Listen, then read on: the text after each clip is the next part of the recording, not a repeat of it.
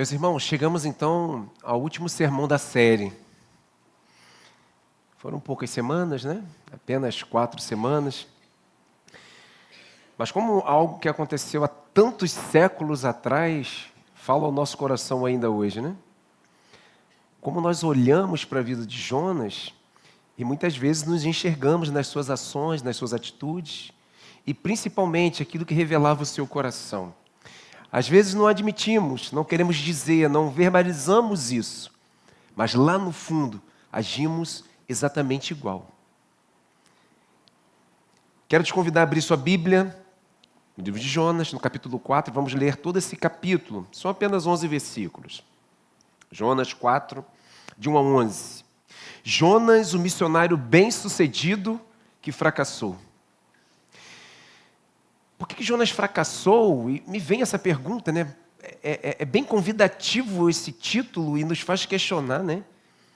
Por que ele fracassou se através daquilo que ele fez, milhares de pessoas foram alcançadas, né? Foram resgatadas, se arrependeram, e nós tivemos ali o maior avivamento de toda a história. Como assim fracassou?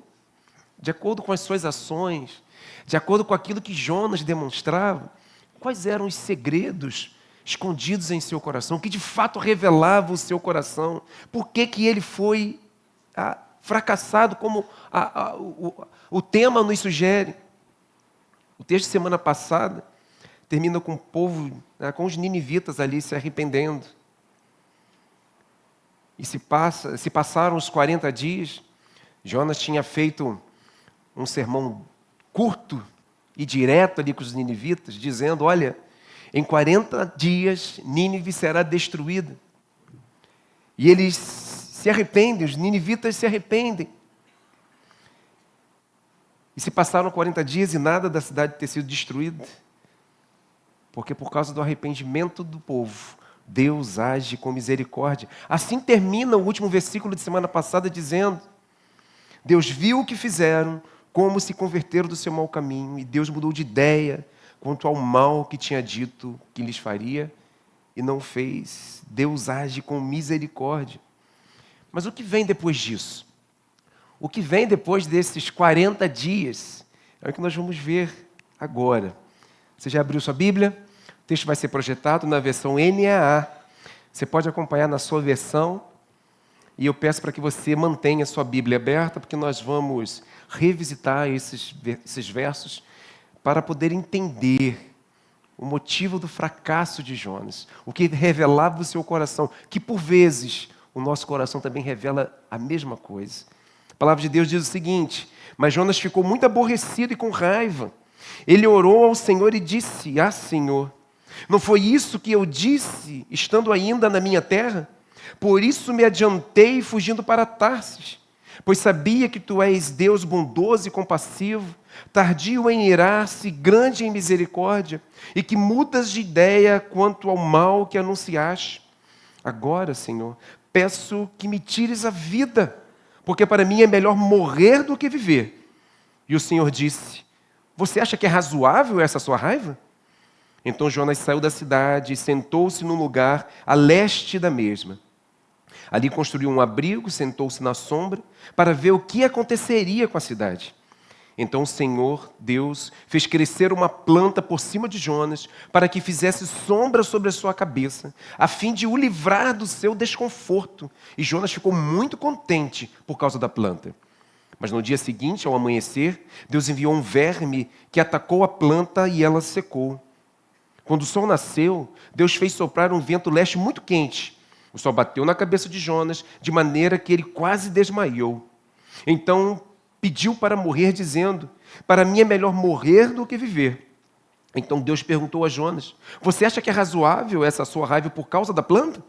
Jonas respondeu, é tão razoável que até quero morrer. E o Senhor disse, você tem compaixão da planta que não lhe custou nenhum trabalho. Você não a fez crescer. Numa noite ela nasceu e na noite seguinte desapareceu. E você não acha que eu deveria ter muito mais compaixão da grande cidade de Nínive, em que há mais de 120 mil pessoas que não sabem distinguir entre a mão direita e a mão esquerda, e também muitos animais? Vamos orar mais uma vez? Feche teus olhos. Querido Deus, estamos diante da Tua palavra poderosa.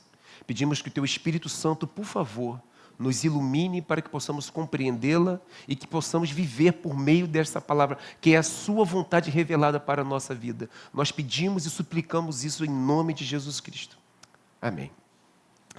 O povo de Nínive, queridos, estava extremamente feliz. Eles ficaram contando ali os dias na contagem regressiva, porque em 40 dias a mensagem dizia que a cidade seria destruída. E eles ficaram contando, olha, faltam 10, faltam 5, faltam 4, faltam 3.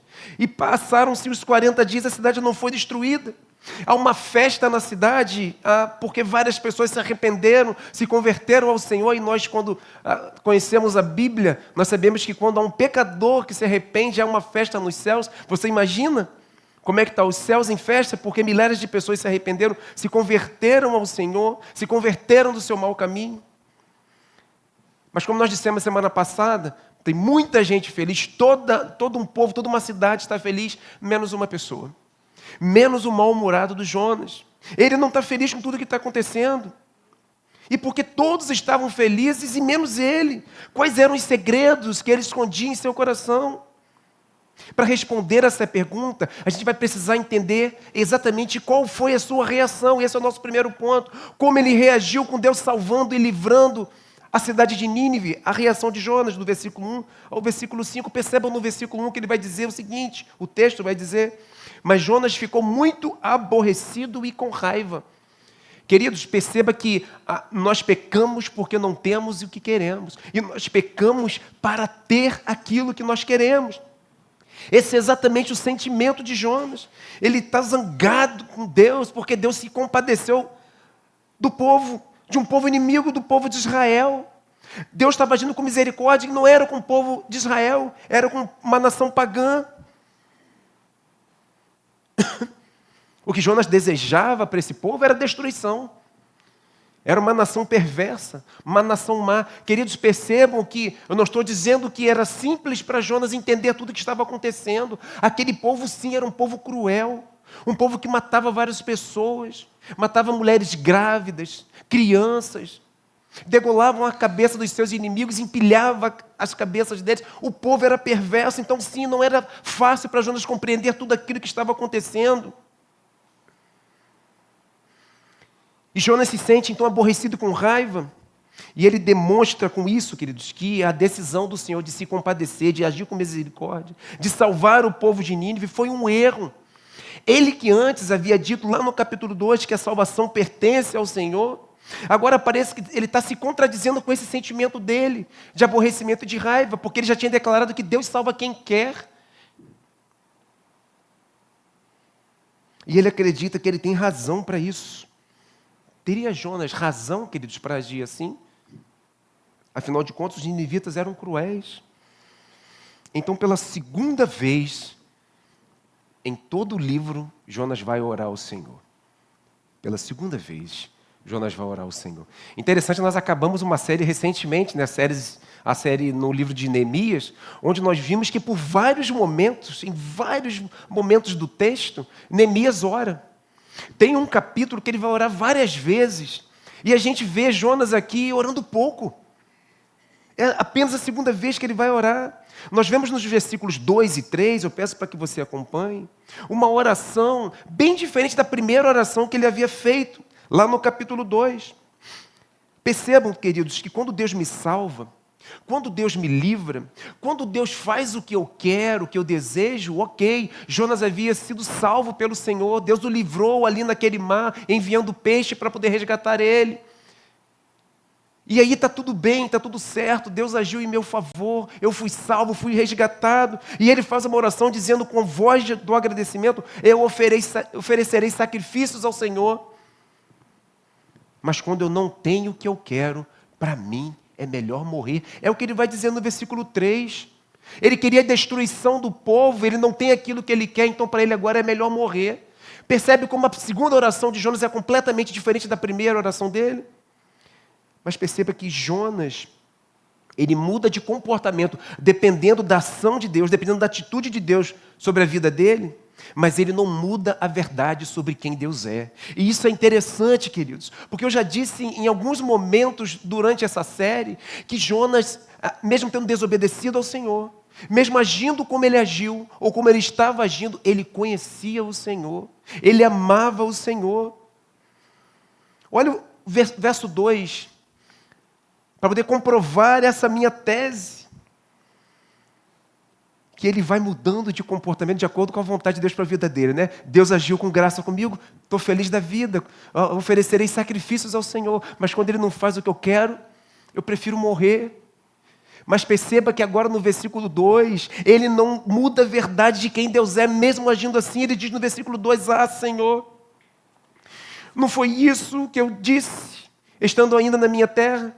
Por isso me adiantei fugindo para Tarse. Olha a revelação que ele faz do Senhor. Pois sabia que tu és Deus bondoso e compassivo, tardio em irar-se, grande em misericórdia, e que mudas de ideia quanto ao mal que anunciaste. Jonas conhecia o Senhor, queridos, por mais que ele tivesse desobedecido a Deus.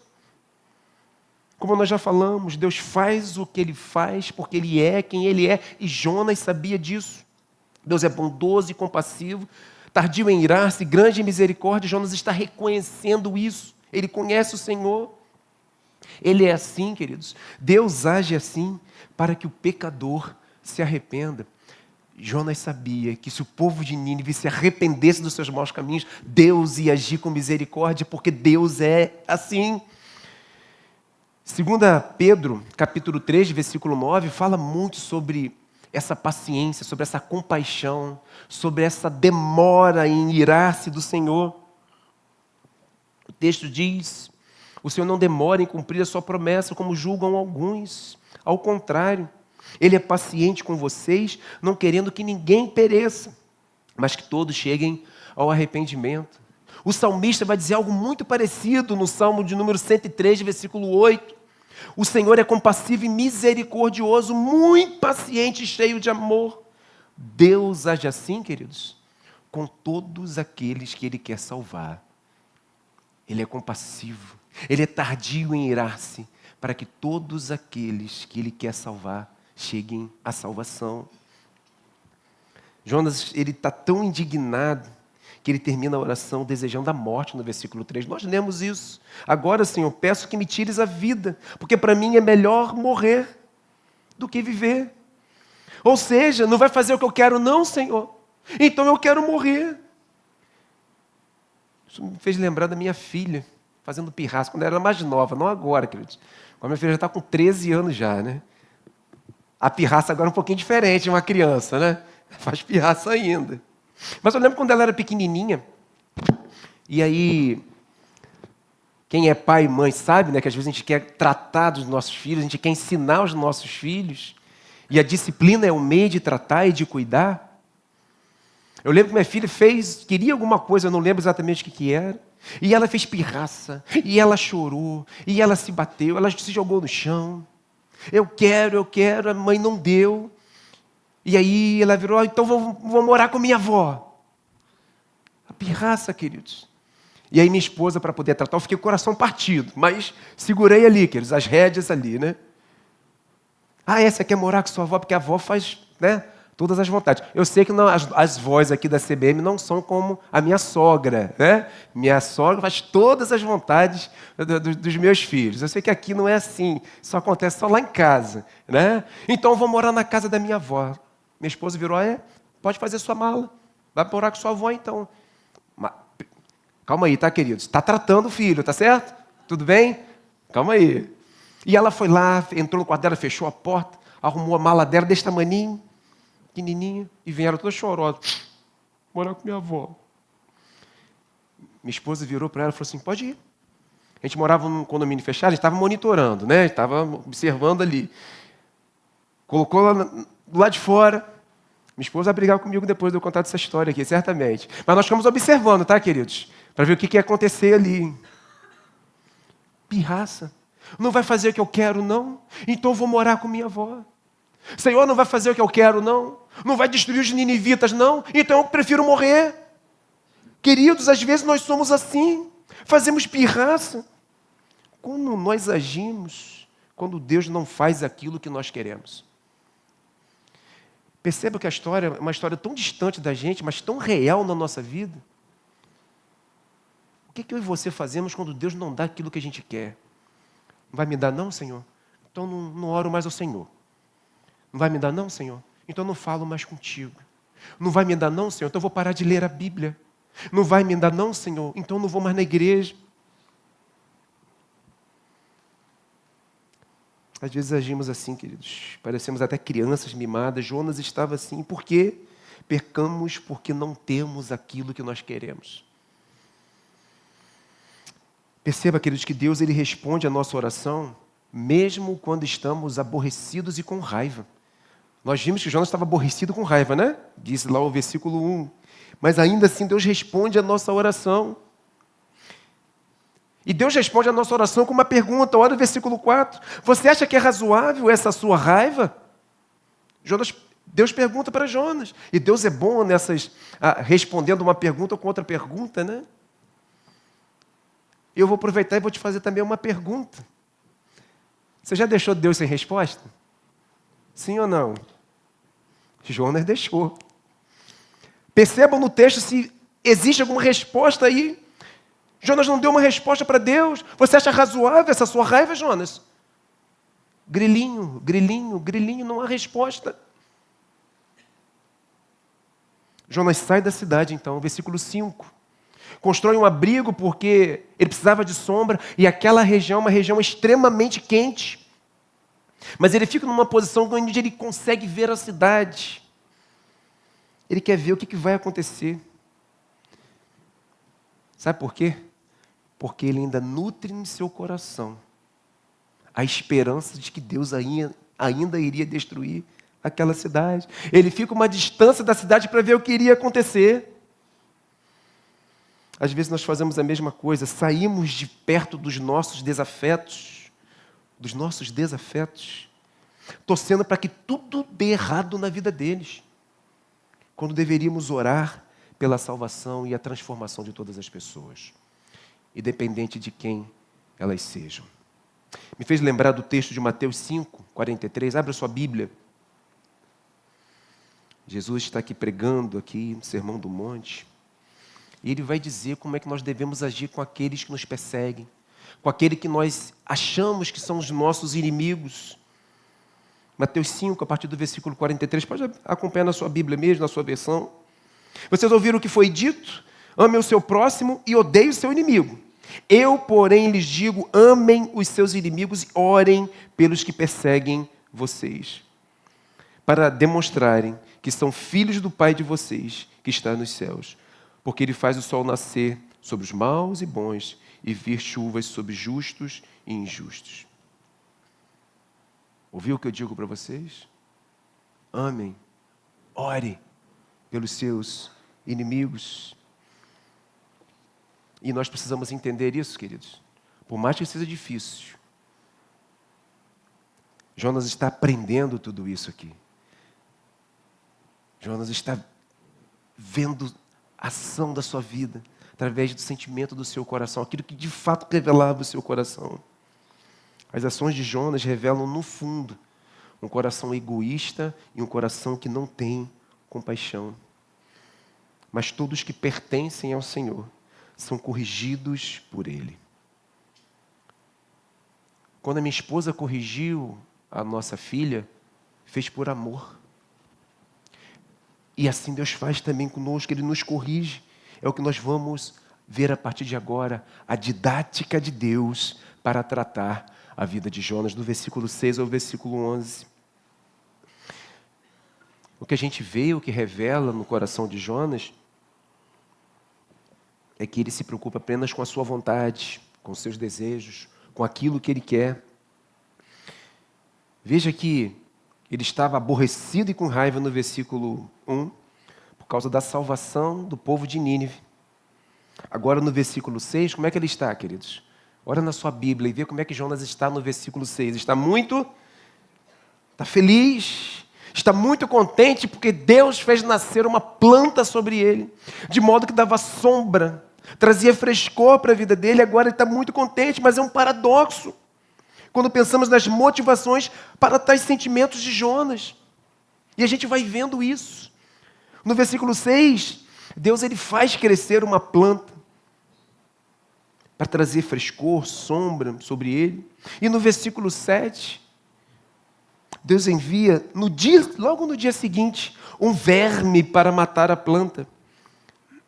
Não sei se vocês perceberam, notaram isso, mas vocês perceberam que Deus deu e depois Deus tirou? E que disciplina, queridos, que Deus está fazendo com Jonas ali. Lembre-se, ele está sendo tratado. E me fez lembrar de Jó.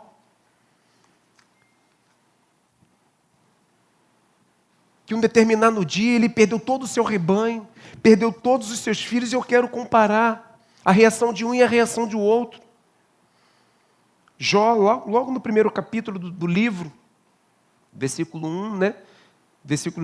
Capítulo 1, versículos 21 e 22, vai dizer a declaração de Jó: o Senhor o deu e o Senhor o tomou. Bendito seja o nome do Senhor. Em tudo isso que toda a catástrofe que tinha acontecido na vida de Jó, ele não pecou e não culpou a Deus de coisa alguma. Olha a reação de Jonas. O Senhor deu a planta num dia, no outro dia o Senhor tirou. A reação de Jonas no versículo 8 é o quê? Para mim é melhor morrer, é o que ele vai dizer. Jó perde rebanho e família, não faz ideia do porquê que ele está passando por aquilo. E ainda assim não peca e não atribui culpa nenhuma a Deus. Jonas não, queridos. Ele perde uma planta que dava sombra sobre ele. Sabe o motivo do seu sofrimento. Peca porque não tem aquilo que ele quer e fica aborrecido e com raiva de Deus. Percebam a desproporção do sentimento de Jó.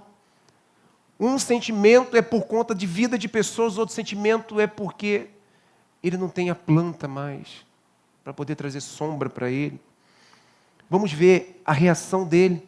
Depois que essa planta seca, murcha e morre, versículo 8, quando o sol nasceu, Deus fez soprar um vento leste muito quente. O sol bateu na cabeça de Jonas de maneira que ele quase desmaiou. Ele pediu para morrer dizendo: para mim é melhor morrer do que viver. Pela segunda vez nesse pequeno trecho que nós lemos, Jonas pede para morrer. É a segunda vez que ele pede isso, que ele fala sobre isso. Deus, queridos, ele faz soprar um vento que vinha do leste muito quente. Era um vento árido, vindo do deserto. E deixa eu lembrar, essa região era extremamente escaldante, o calor era quente demais. Esse tipo de vento, ele era sufocante, causava fadiga, tontura e até desmaio, só para a gente entender o que ele estava passando ali naquele deserto. Mas tem um detalhe que está acontecendo desde o primeiro capítulo aqui. Tem alguma coisa acontecendo desde o primeiro capítulo, para que Jonas perceba algumas coisas, corrija algumas coisas. Por 5 vezes, Deus usa verbos que destacam o seu controle soberano sobre a criação. Vocês perceberam isso? Ele enviou o peixe, ele deu ordem ao peixe, capítulo 1, versículo 17. Ele deu ordem ao peixe para poder engolir o Jonas. No capítulo 2, versículo 10, ele dá ordem ao peixe para poder vomitar Jonas. Capítulo 4, 6, ele faz crescer uma planta. Capítulo 4, versículo 7, ele envia um verme para poder secar a planta. E agora no 4, 8, ele faz soprar um vento. Ele é soberano sobre a criação, porque ele criou todas as coisas e comanda todas as coisas. Parece nada demais pensar sobre isso. Mas lembre-se, Deus está tratando Jonas. Ele está usando meios para que Jonas perceba, para que Jonas se lembre, para que Jonas possa se corrigir e se arrepender. E quantas vezes, queridos, Deus faz isso também comigo e com você. Ele usa os seus meios para nos tratar. Às vezes nós nem percebemos. Às vezes está passando por alguma dificuldade, alguma coisa terrível na nossa vida, e Deus está tratando da gente. Você consegue fazer uma reflexão sobre a sua vida e perceber que em determinados momentos na sua vida você sentiu isso, que Deus estava tratando, cuidando de você? Mesmo que seja em momentos difíceis, Deus faz isso conosco. Olhamos para a história de Jonas e questionamos. E às vezes até não entendemos como ele pôde fazer isso, como ele não percebeu, Como é que ele não acordou? Como é que ele não transformou o seu coração desde o início para agir com compaixão? Mas por vezes agimos exatamente assim. Deixamos de enxergar em cada detalhe, do mais simples ao mais profundo, o cuidado de Deus por nós. Mas saibam disso, Deus sempre cuida, Deus sempre trata dos seus. Versículo 9, queridos. Então Deus perguntou a Jonas: você acha que é razoável essa sua raiva por causa da planta? Jonas respondeu: é tão razoável que quero até morrer. Essa pergunta didática de Deus, você acha que é razoável? Essa sua ira por causa da planta? E a resposta de Jonas é tão razoável que eu quero morrer.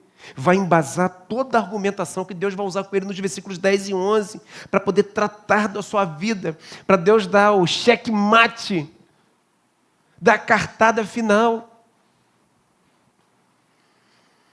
Assim como Deus questionou a justiça da ira de Jonas em relação à salvação dos ninivitas, lá no versículo 4, ele queria a morte dos ninivitas. O Senhor agora questiona a justiça da ira de Deus em relação à destruição da planta, porque ele não queria a morte da planta. Ele queria a morte dos ninivitas e vida para a planta. É uma relação totalmente desproporcional. O sentimento é o mesmo, a ira, e a motivação também, a sua justiça acima da justiça de Deus. Ele acha que o que ele quer é melhor do que aquilo que Deus quer, seja para a vida do outro, ou seja aquilo que me envolve. Queridos, às vezes nós não percebemos, nós não admitimos, mas muitas vezes nós achamos que a nossa justiça está acima de Deus. Às vezes eu acho que o que eu quero para mim é melhor do que aquilo que Deus quer para a minha vida. Não admitimos, mas às vezes em nossas ações nós agimos dessa maneira, revelando o mesmo coração, queridos. Um coração cheio de justiça própria. No versículo 4, Jonas não havia respondido a Deus, tinha deixado Deus sem resposta, mas agora aqui ele responde a Deus: é tão razoável que até quero morrer. Perceba que pela terceira vez nesse trecho tão curto, Jonas fala que quer morrer. Jonas quer morrer porque Deus tirou aquilo que ele mais queria, a planta. Estamos falando de uma planta, queridos. Sim, que dava sombra, frescor. Pecamos porque não temos aquilo que nós queremos. O que uma criança mimada faz quando, por exemplo, tira algo dela? Chora, se joga no chão, faz pirraça. Jonas parece uma criança mimada, mas nós, por vezes, fazemos a mesma coisa, queridos. Nos versículos 10 e 11...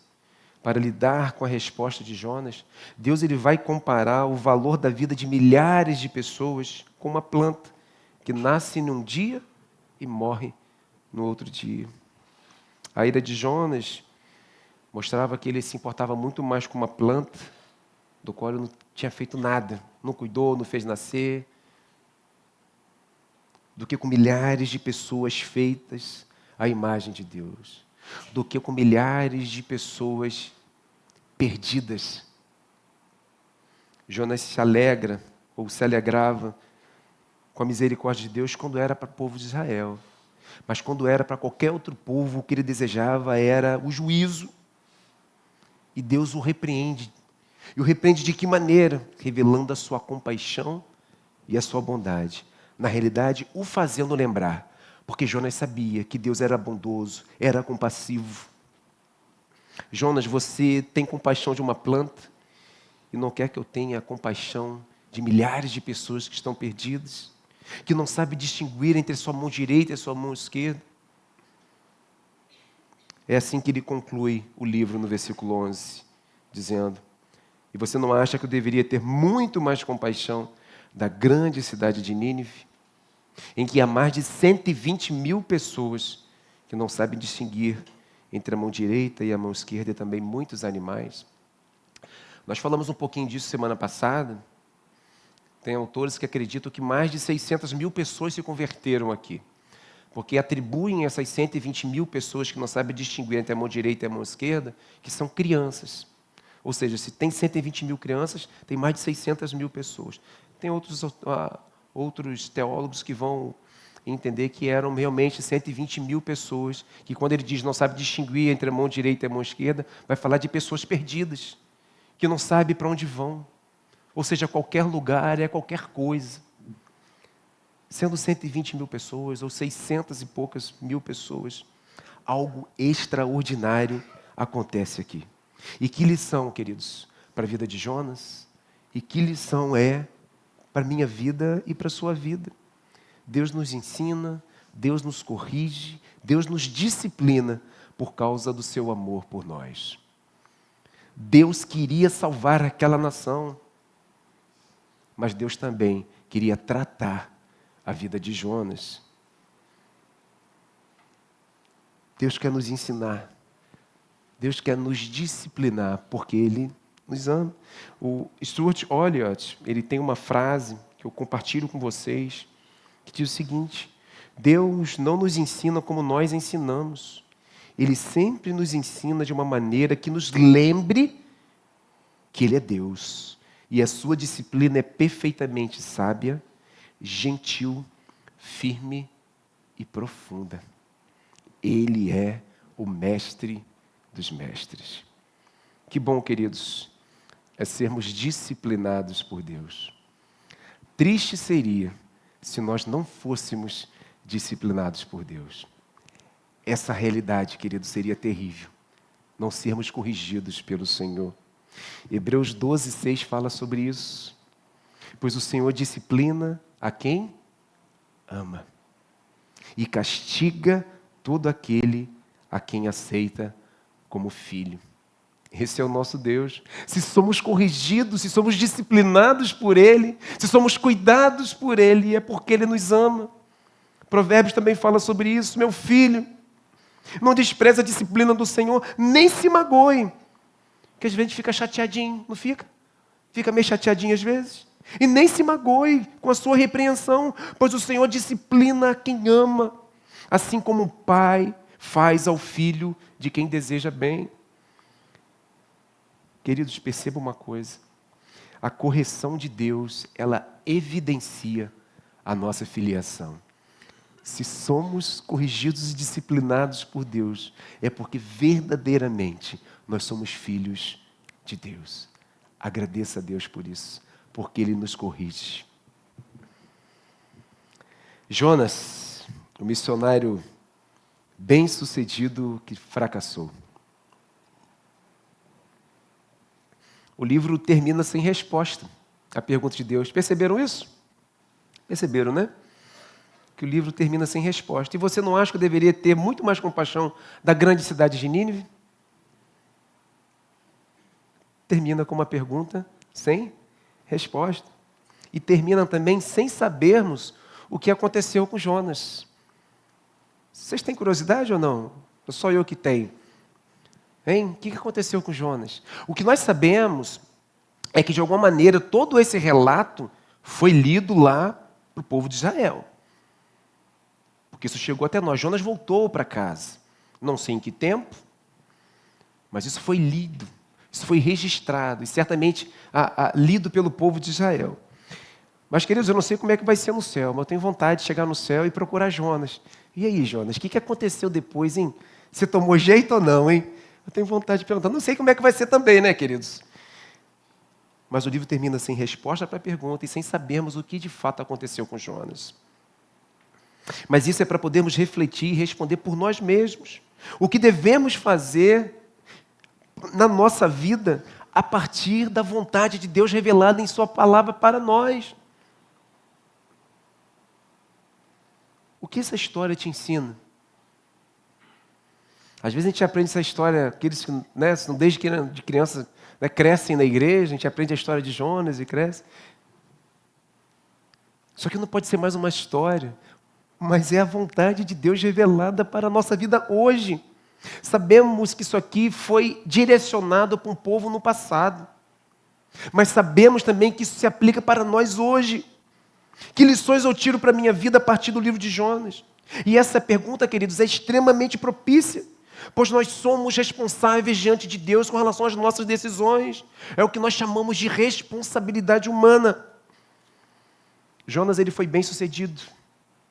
Ele foi um missionário bem-sucedido porque por meio da mensagem com M maiúsculo, a mensagem que ele levou foi responsável por salvar milhares e milhares de pessoas. Pessoas se arrependeram, pessoas se converteram ao Senhor. Então sim, ele foi um missionário bem-sucedido, mas que fracassou, porque foi incapaz de agir com compaixão, com misericórdia, com pessoas que foram feitas à imagem de Deus.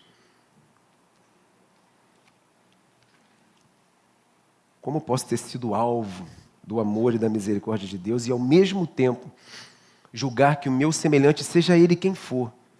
Não pode ser.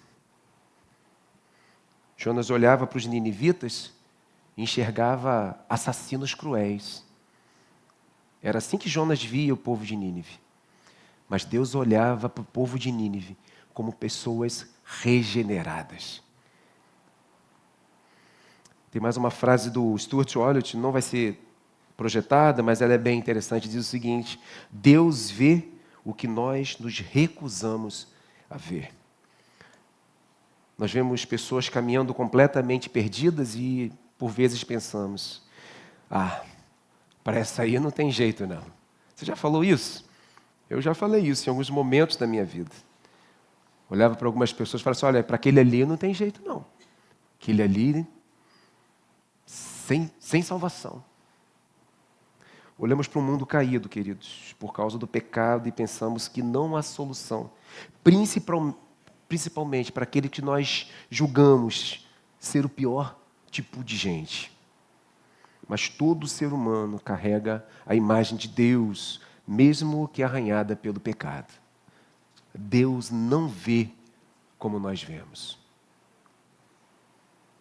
Somos chamados a ver além dos nossos preconceitos e enxergar nas pessoas perdidas a imagem de Deus que precisa ser restaurada. Eu tenho algumas perguntas para fazer e caminhar para o fim. Quando eu olho para além de mim mesmo, o que eu vejo? Nós vamos ver algumas alternativas e eu quero que você reflita à medida que elas forem aparecendo ali. Quando eu olho para além de mim mesmo, o que eu vejo? Eu não vejo nada. Eu só vejo a mim mesmo, as minhas coisas, os meus interesses. Às vezes nós não admitimos, mas nós agimos assim. Só olhamos para nós mesmos. Aquela porção que nos envolve ali tão pertinho. E somente. Eu não vejo nada além de mim mesmo. Eu vejo, às vezes, pessoas perdidas, mas o mundo é assim mesmo. O mundo sempre teve pessoas perdidas e ok, beleza. Ou eu vejo pessoas perdidas que carecem de salvação. Pessoas que não sabem distinguir entre a sua mão direita e a sua mão esquerda. Pessoas que andam perdidas sem um Salvador. Temos que ter esse olhar para todas as pessoas e essa é a nossa opção. Marcaram certo aí? Terceira opção? Vai gravando. Quando eu olho para além de mim, o que eu sinto? Essa é a segunda pergunta que eu faço. E às vezes eu sinto raiva de determinadas pessoas e quero que elas vão mesmo para o inferno, porque elas são ruins, ela me fez mal, ela me prejudicou. E às vezes eu sinto raiva das pessoas. Às vezes eu ajo com indiferença, tanto faz como tanto fez. Não sinto nada, eu não estou nem aí. Eu ajo com indiferença com as pessoas, ou eu ajo com compaixão, como Jesus teve com os perdidos e como Deus teve com os ninivitas, compaixão. Eu olhar para o outro e se compadecer, saber que assim como ele, ou como essas pessoas, eu também era assim, perdido, e Deus agiu com compaixão e misericórdia com minha vida. Por isso eu preciso agir com compaixão com a vida das pessoas também, porque é isso que a Bíblia me ensina. Flávio, isso é fácil falar? É verdade, é fácil falar, é difícil fazer. Não estou dizendo que é algo fácil, que é algo simples. Você amar, você orar por aquelas pessoas que te maltratam, por aquelas pessoas que te perseguem. É claro que é difícil. Não estou dizendo que é fácil, queridos. Mas esse é o olhar, porque eu fui assim também. Eu também era assim. E Deus olhou para mim, mesmo eu não tendo nada para oferecer para Ele. E Ele morreu em meu lugar. Ele teve compaixão de mim, mesmo sem eu merecer. Terceira pergunta. Quando eu olho para além de mim, o que eu faço? Mais uma vez, não faço nada, cruzo os braços, lavo as minhas mãos. Afinal de contas, não é problema meu. Ou eu torço para que tudo melhore. Eu sou como aquele que vai no estádio, sento na arquibancada e torço para que tudo dê certo. Estou aqui torcendo para que tudo dê certo, mas continuo sem fazer nada. Ou eu oro e vou cumprir a missão de Deus.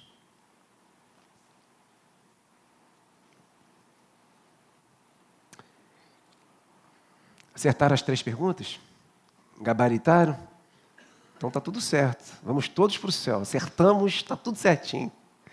Mas, queridos, não é assim que a banda toca, né? Isso tem que ser algo do coração. Porque percebam, as ações de Jonas, aquilo que ele revelava de maneira externa, escondia algo profundo no seu interior, no seu coração. Que é de onde surgem todas as coisas. Aquilo que de fato me revela. É o meu coração. Se o meu coração não for, querido, inclinado a ver e a sentir, a fazer aquilo que Deus espera de nós, queridos, não adianta de nada. Eu não posso fazer de maneira obrigada. Eu não posso só fazer porque Deus está tomando conta, Deus está me vendo. Eu preciso fazer, movido pelo Espírito Santo de Deus, que me leva, queridos, a olhar para as pessoas com um olhar de compaixão, orar e cumprir a missão de Deus na vida dessas pessoas. Quando eu olho para além de mim, o que eu vejo, o que eu sinto e o que eu faço? Eu olho para a vida de Jonas e aprendo as respostas para isso. No Senhor, orando e pedindo para que Deus me revele, para que Deus mude a minha vida, transforme meu coração, se precisa ser transformado e mudado. Quero chamar a banda à frente, para que a gente possa concluir.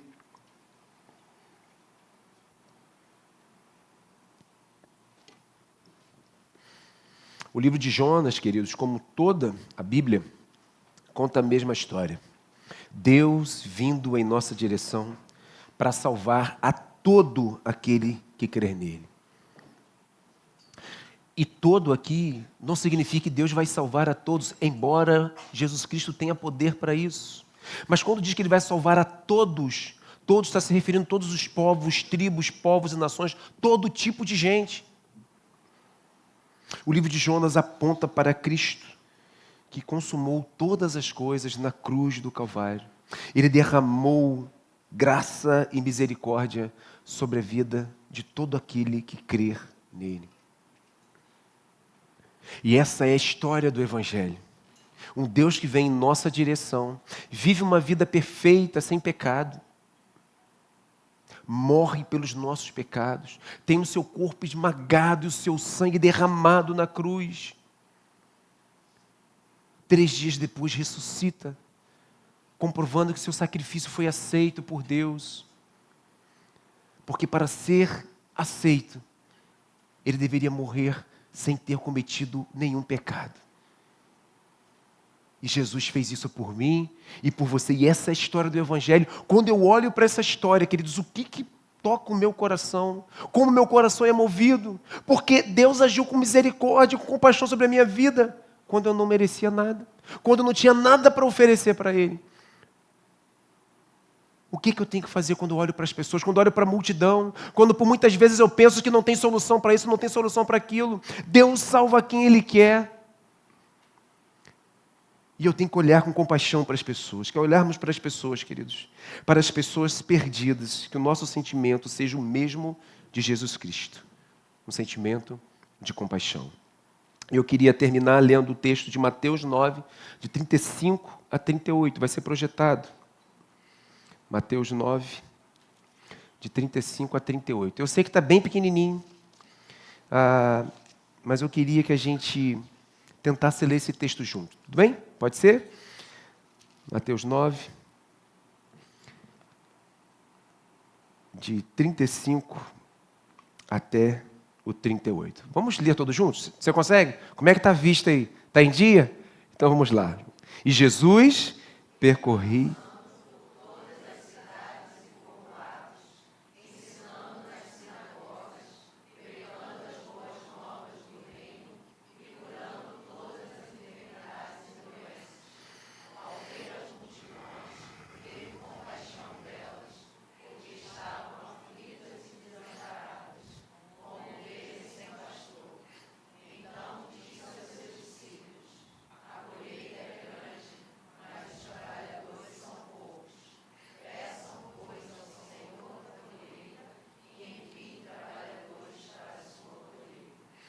ao ver as multidões. Teve esse capítulo 9 de Mateus, se você for ler depois em casa, devagar, você vai ver que Jesus ia nas sinagogas, ia pelos lugares, curando, falando, salvando. Sabe por quê? Porque ele tinha esse olhar para as pessoas. Pessoas que certamente eu e você talvez não daríamos nada. Jesus, inclusive, foi muito criticado pelos fariseus do seu tempo. Sentava com pecadores. Os fariseus olhavam para as pessoas e não davam nada. Não eram pessoas dignas. Mas eles se esqueciam que eles também não eram. E Deus agiu com compaixão. Ao ver as multidões, teve compaixão delas, porque estavam aflitas e desamparadas como ovelhas sem pastor. Estavam perdidas, sem saber distinguir a mão direita da mão esquerda. Não sabiam para onde ir. Jesus olhou e agiu com compaixão. Que o Senhor nos ajude, queridos, a agir com amor e compaixão com todas as pessoas. Pois foi exatamente assim que Ele agiu comigo e com você. E que possamos descansar na soberania de Deus, que salva quem Ele quer. Que Deus nos abençoe e aplique a sua palavra aos nossos corações. Amém.